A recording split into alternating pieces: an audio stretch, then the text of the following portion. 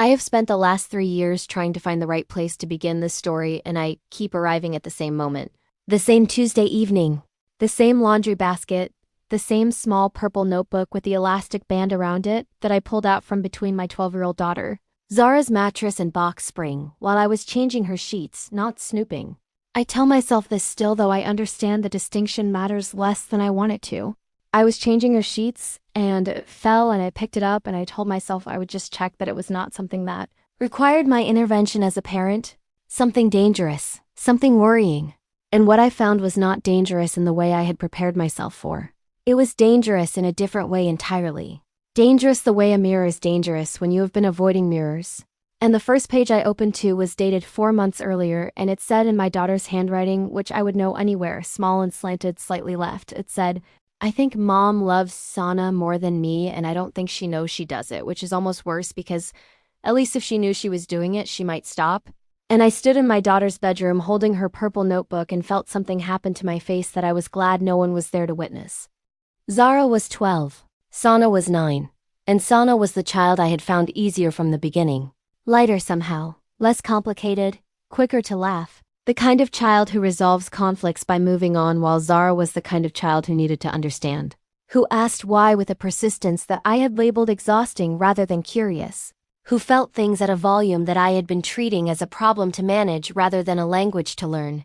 And standing in her room reading her journal, I began to understand with a clarity that was genuinely physical, that lived in my sternum and behind my eyes, that I had been failing her in the specific way that leaves no visible marks, the way that happens in the accumulation of small moments. In which child I reached for first when both were crying, in which child's school performance I praised versus gently corrected, in the way my voice changed texture when I was talking to one versus the other. A change so subtle I had never consciously registered it, and yet my 12-year-old had not only registered it but had been carrying it for long enough that it had found its way into a journal she hid between her mattress and her box spring because she had nowhere else to put it. I read 4 more entries, and then I put the notebook back exactly where I had found it, and I finished changing her sheets with hands that were not entirely steady, and I went downstairs, and I stood in my kitchen, and I thought about my own mother who had loved my brother with an ease she never quite managed with me. The way I had spent my childhood, and then my adolescence, and then an embarrassing portion of my adulthood, trying to close the distance she seemed unaware existed. The way I had promised myself, the specific texture of that promise made sometime in my 20s, that I would not do this, that I would be deliberate and present and fair, that my children would never open a notebook and write, "I think Mom loves my sister more than me, and I don't think she knows she does it." And here I was, standing in my kitchen, understanding that I had kept the promise in the way people keep promises they make without fully understanding what keeping them requires, which is to say I had kept the intention and failed the execution. I had loved both my daughters with equal ferocity in my own internal experience and delivered that love in ways that were apparently not equal at all. I did not tell Zara I had read the journal. I want to be honest about that because the cleaner version of this story has me sitting her down and confessing, and us having the conversation immediately. But that is not what happened. What happened is that I spent 2 weeks being unable to stop thinking about what I had read while pretending to my daughter's face that nothing had changed. 2 weeks of watching her with a new and terrible attention, seeing now what I had been looking at without seeing. The way she went slightly quiet when Santa got praised, the way she made herself smaller in the specific moments when I was most distracted, the way she watched my face when she showed me things, artwork, grades, observations about the world, watched my face the way I had watched my own mother's face, scanning for the thing that would tell her how she had landed. And I understood in those 2 weeks that my daughter had been doing this for long enough that it had become automatic, that she had learned to read me the way you learn to read weather when you live somewhere the weather changes fast. The conversation happened not because I planned it, but because Zara made it happen. Which tells you something about who she is. This child I had been calling difficult when what she was brave. It happened on a Thursday evening when Sana was at a friend's house, and it was just the 2 of us at the kitchen table, and I was half paying attention to my phone, while she tried to tell me something about a problem with her friend group at school. Something complicated, something that required more than half my attention, and she stopped mid-sentence and said, "Mom, do you actually want to hear this?" And the question was so quiet and so precise that it went directly through whatever distracted surface I was. presenting and hit something real, and I put my phone face down on the table and I looked at my daughter and I said, "Yes, I want to hear this. Tell me." And she looked at me for a moment as though checking whether I meant it. And I held her gaze and I waited, and she told me all of it. Not just the friend problem, but the thing underneath the friend problem, the way she had been feeling invisible.